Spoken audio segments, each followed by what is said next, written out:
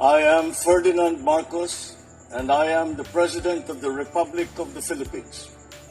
I stand today on behalf of 110 million Filipinos.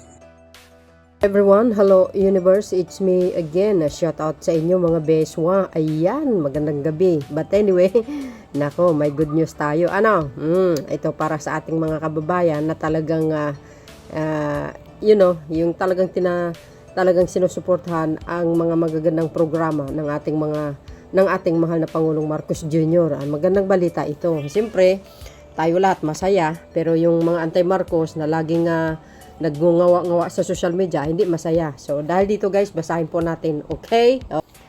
So, yun mga kababayan, sabi po yung ng UN TV News and Rescue 7 hours ago. Nako, magandang balita ito guys ha.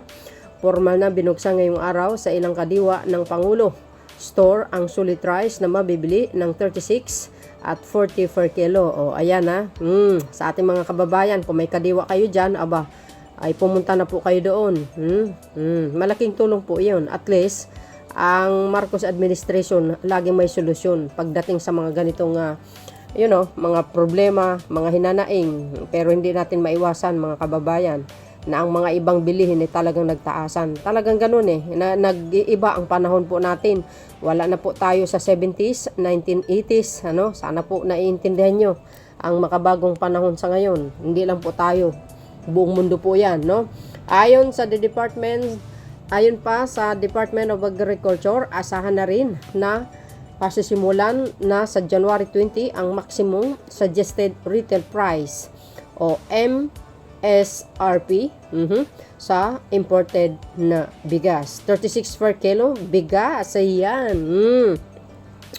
Ayan mga beso, ano po ang kapalagayan nyo? Basta ako, suporta lang tayo kung ano po ang maganda at pakikinabangan ng ating mga kababayan.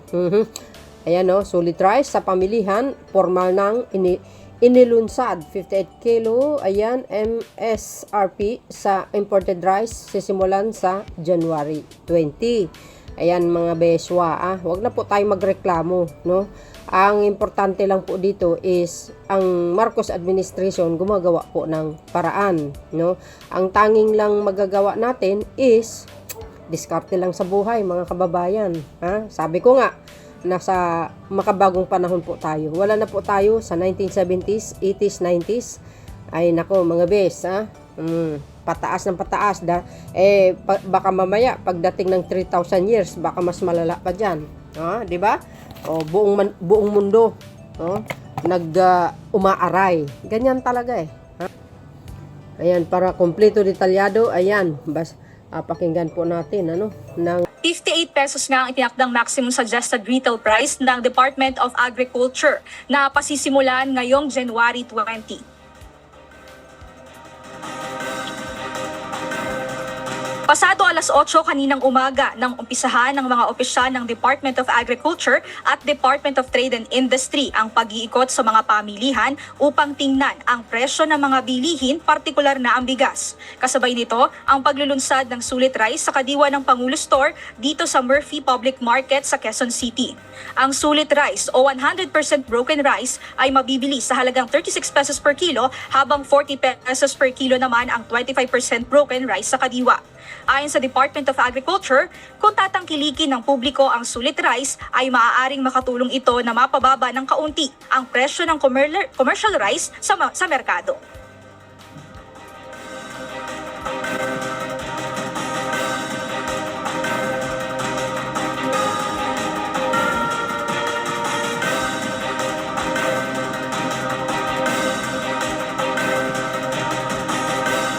If more people buy the sulit rice, then the demand shifts.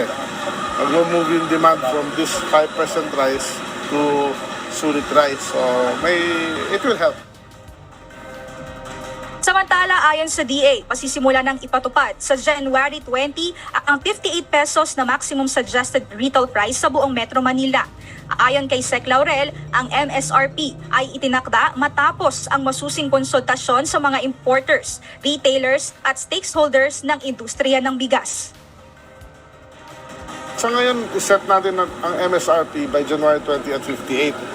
with the way things are going and current market prices, by after 1 month, it should be a minimum of 56 or 55 to be determined.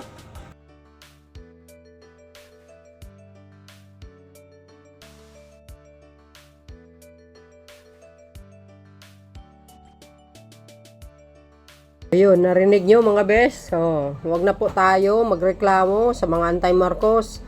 Suportahan nyo na lang po. At least, gumagawa din ng paraan itong administrasyon natin. Hindi natin mapipigilan, mga kababayan, ang pagtaas ng mga ilang bilihin. No? Swerte pa po natin. Dahil ang Pangulo dito sa Pilipinas ay gumagawa ng paraan. Ay yung iba, sa ibang bansa, ewan ko na lang. So, itong mga bigas na ito, kitang-kita nyo naman siguro, baka sasabihin na naman ng mga dilis, pangit yung bigas. Aba, bago kayo magsalita, itry nyo muna isaing. Yung mga jasmine na yan, masasarap po yan. Dahil isa dyan, yan po ang kinakain namin, no? So, actually, kung may trabaho ka, aba, solid yan. Hindi ka nagreklamo, except lang yung mga tamad, no? Yung mga bayaran sa social media na nagpapakalat ng fake news, sila po yan, no? Actually, kaya nila bumili ng bigas, kaso lang, dahil anti-Marcos, gusto lang manira. Mga mimay, no? So, yan guys, ang aking pinaka-latest updates video. Pag malapit ang kadiwa sa inyo, sumangguni na lang po kayo. At hintayin natin ang January 20. Sabi nga ni Secretary Laurel, na mapatupad ang 58. So yun guys, maraming salamat sa inyong watching. See you again on my next upload video. Bye. And babus. God bless Philippines.